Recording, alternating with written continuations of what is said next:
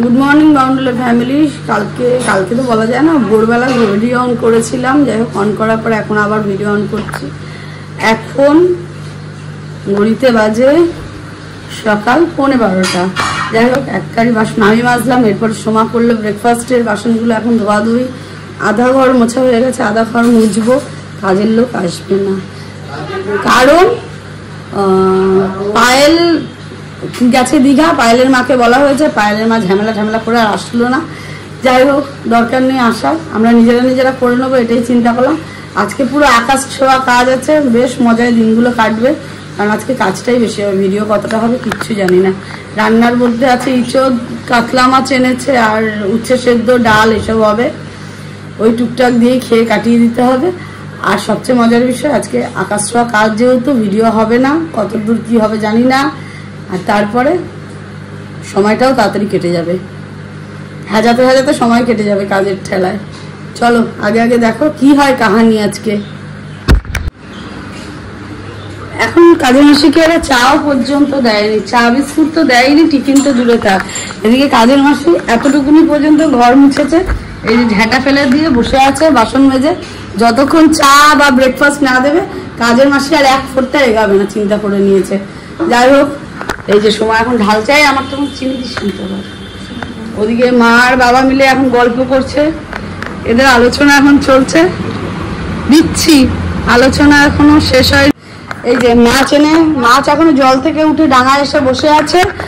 এখন দেখি কতক্ষণে কি হয়। তারপরে 12:10 বাজে, এখন দিয়েছে এই হাফ কাপ চা আর সঙ্গে বিস্কুট। একটা বিস্কুট খেলাম। আর ওই যে কাঁচাগুলো এখনো মেলতে যাবো, মেলারও সময় পাইনি। সব কাজ আপাতত এদিককার কমপ্লিট হয়েছে। মাথায় ফুল গুজে কাজ করে যাচ্ছি সমানে, মানে এটা এনার্জি আলাদা লেভেলের হয়ে যায় সাউথ ইন্ডিয়ানদের মতন।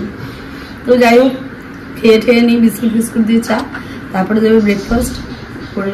ফ্যানটাও অফ করা, গরম লাগছে প্রচুর। রান্না বলতে সেরকম কিছু হয়নি, ওখানে ডাল, পেঁপে সেদ্ধ, আলু সিদ্ধ হয়ে গেছে। আর এখানে হচ্ছে এঁচড়ের তরকারি।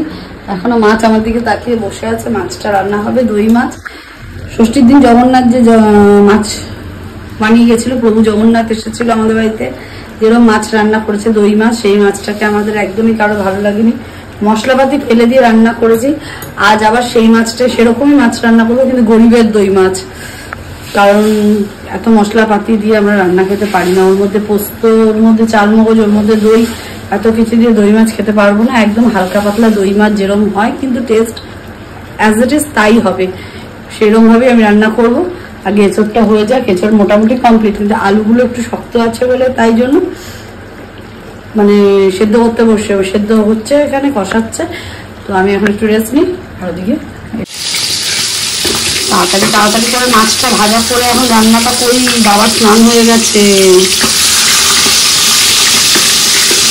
চেঞ্জ হয়েছে চেঞ্জ আবার ঠিক না। কিছু মাছে হবে দই কাতলা, আর কিছু মাছে হবে কাতলা ভাপা। সেই জন্য আমি পোস্তটাকে একটু বেটে নেবো।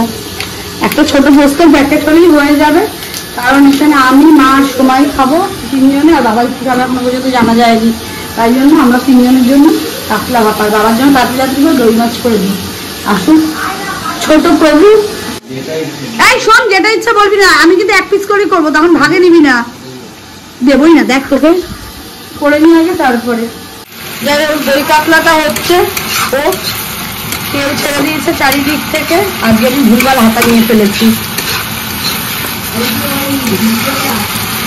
এখন জগন্নাথকে এই মাছটা দেখানো উচিত যে প্রভু তুমি কি মাছ করে গেছো, আর আমি কি মাছ রান্না করলাম। এই নাও প্রভু, তুমি খেয়ে দেখো, তারপরে জগন্নাথ প্রভুকে খাওয়াবো এই মাছ।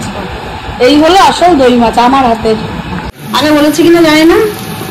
যাই হোক ভাপা কাতলা করছি, এর জন্য পেঁয়াজটাকে ভেজে নিয়ে এই যে মাছগুলো রেডি করেছি, কিন্তু এটা কাছের বাটিতে ট্রান্সফার হবে, এটা একটু বেরেস্তা টাইপের হচ্ছে।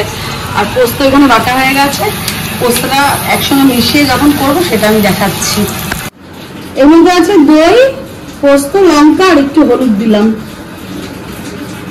আর লঙ্কা, হ্যাঁ নুন দিইনি মনে হয়, তাই নুনটা দিতেই হবে, সেটা তো সবাই জানে।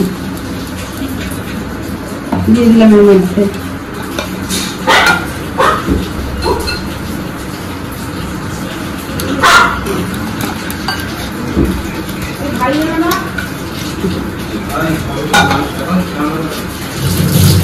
এর মধ্যে দেবো পেঁয়াজ বেরেস্তা আর তার তেলটা। বাবা কি ভর্তি করাই ভুল।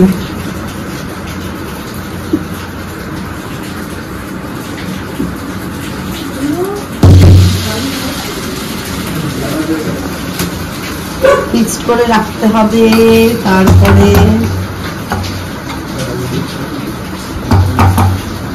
দিতে হবে ভাজা মাছগুলো।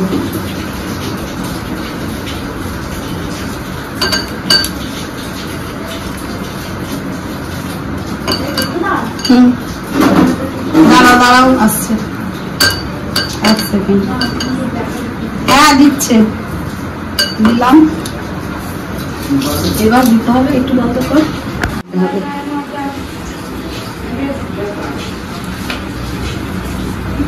আচ্ছা তেল, ব্যাস।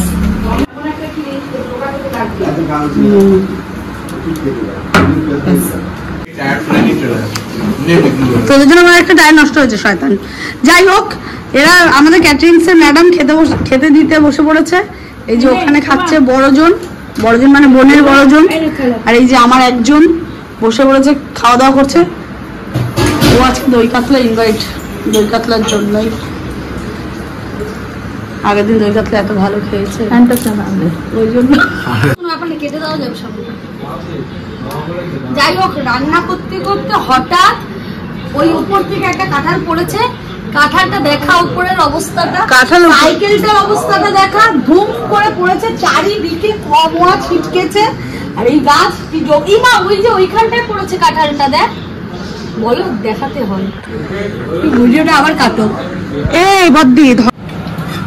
যাই হোক, সবশেষে এরা কাজের লোককে খেতে দিয়েছে। খাওয়ার মধ্যে আছে এঁচোড়ের তরকারি, স্যালাড, রুটি, আর ওই যে ওইখানে আছে মাছ ভাপা। হেভি টেস্ট হয়েছে মাছ ভাপাটা খেতে। যেহেতু সকালে স্নান করে ঘুমিয়ে উঠে আবার রান্না করলাম, তাই জন্য এখনো স্নান টান করিনি। এখন খেয়ে দিয়ে একেবারে ঘর ফর ভালো করে আবার মুছে, বাসন কাপড় মাজা হয়ে গেছে, এই কটা মেজে উঠে একেবারে স্নান করে শুতে যাবো। ওখানে মা খাচ্ছে, ওখানে সোমার আজকে ডায়েটের খাবার রয়ে গেছে। সবাই মিলে একসঙ্গে আবার। এই দাঁড়া, ভূত দেখবি, আয় তাড়াতাড়ি, আয় আয় আয়, সবুজ ভূত, আয় আয় আয়। এই তো মা গেছে, তো এবার নিয়ে আসবে, যা যা যা যা। ওই ধরনের ভূত ভূত পাখিলে দেখ, বোনদের বাড়ির কাছে, বাড়িতে দেখ দেখ ভূত। আমি জুম করে দেখছি, পা ঝুলিয়ে বসে আছে। শনিবার না আজকে, ওই জন্য সন্ধ্যে থেকে একটুখানি ওই বিড়াল বাচ্চার খোঁজে। বিড়াল বাচ্চা চলে গেছে এই গ্যারেজে। হঠাৎ তাকিয়ে দেখি বোনের বাড়ির ছাদের মধ্যে ভূত বসে আছে। আজকে তার মধ্যে শনিবার তো। এই নাকি আমি সন্ধ্যে থেকে শুয়েছিলাম পেটে ব্যথায়, কাঁঠাল খায়া। কি বলে? তার মানে 20 টাকা আছে, তাই জন্য আমরা এখন বাকিতে ফুচকা খেতে যাচ্ছি। আমাদের দৈন্য দশা লেগেছে এখন। এই আমার গাড়িতে টাকা রয়েছে, আমার হাতে টাকা নাই। না আর কি করবো না, আমরা জানো তো একটা সম্মানীয় ব্যক্তি, আমরা সম্মানীয় ব্যক্তি। যাবো, আসছি, দাঁড়াও আসছি, দাঁড়াও।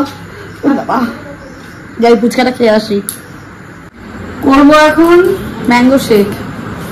আর জন্য ফ্রিজ থেকে একটা আম জোগাড় করলাম, আর সঙ্গে মাখি রে হয়ে গেল। এই যে একটুখানি দুধ, সেটা ছেলের জন্য শুধু লাগবে। ওটা গরম হয়ে গেছে, যার জন্য খুব প্রবলেম। যাই হোক, এই দুটো দিয়েই আগে একটু ওকে করে দিই। অনেকক্ষণ ধরে ম্যাঙ্গো শেক করছে, বানিয়ে নিয়ে গিয়ে তারপরে যদি ভালো হয় তাহলে ভিডিওতে দেখাবো। ম্যাঙ্গো শেক করে জ্বালিয়েছে। জাল দেওয়া দুধ এত গরম ছিল যে যার জন্য ফ্রিজে রাখতে হয়েছে, কিন্তু খেতে খুব ভালো হয়েছে।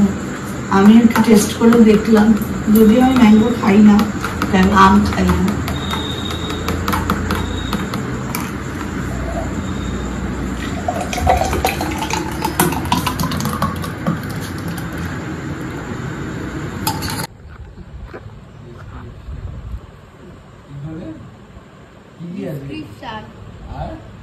Subscribe.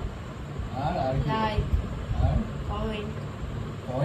কমেন্ট আর শেয়ার আর কি হয় ডিসক্রিপশন কার কি হয় বল ডিসক্রিপশন জানি না তুই আইসক্রিমটা কখন খাবি এখন খা না ওকে আইসক্রিম খাবে না এই অত ইয়ে করবি না তো নিজেরটা নিজে খেয়ে ডেসক্রিপশন ব্যাস হয়েছে বল আমি তো এখন ছোট, আমি ঠিকঠাক প্রোনাউন্সিয়েশন পরে পারবো। ছোট তারপরে তুই তো শেখাবি তোর দাদা, আমি তো তুই ভাই। এই বলে কি তুই তোর দাদা আমি বানানো কথা বলিস আমি কোনো বানানোর কথা বলিনি। আইসক্রিমটা যখন খুলবি আমাকে একটুখানি দিবি না ঠিক আছে দিও না। কেন দিবি কেন ওটা? দাঁড়াও না ওকে বাবা কেন খাচ্ছিস বাবাই? বাবা এগুলো খুব খারাপ। আরে তুই খা, আমি খাবো না। তোমরাও খেয়ে নাও গাইস। ও আচ্ছা, গাইস কেও দিচ্ছে। নাও কেমন ছিল বলবে কমেন্টে। কেমন ছিল বলবে কমেন্ট। তোকে মারবে একদম, না দিয়ে এরকম বলা। যখন রাস্তায় তোকে দেখবে না বলে এই দেখ আইসক্রিম দে এবার। খাওয়া দাওয়া কমপ্লিট হয়ে গেছে, এখন একটু যাচ্ছি আমরা নাইট ওয়ার্ক করতে। বাবাই গাড়ি বার করছে, গাড়ি করে নাইট ওয়ার্ক করব। তাই একবার ঘুরে আসি, এক রাউন্ড ঘুরে আসি, সেই জন্য একটু বেরোচ্ছি। যাই যাই আমরা বেরিয়েছিলাম, এখন বাড়ির পথে। মানে ফোনে আমার এত গান চলছিল যে আমি কিছু বলতেই পারছিলাম না, কারণ ফোনটা ছিল ছেলের কাছে। দিয়ে এখন যাই হোক, এখন ঘুরে টুরে বাড়ি যাবো। বাড়ি গিয়ে একটা বাবার কি সব বানাবো ঠানাবো চিন্তা করেছি। সোডা জল দিয়ে সোডা ওয়াটার দিয়ে কিছু বানাবো ঠানাবো। হ্যাঁ, আর এই পর্যন্ত যদি ব্লগটা ভালো লাগে like comment share and subscribe.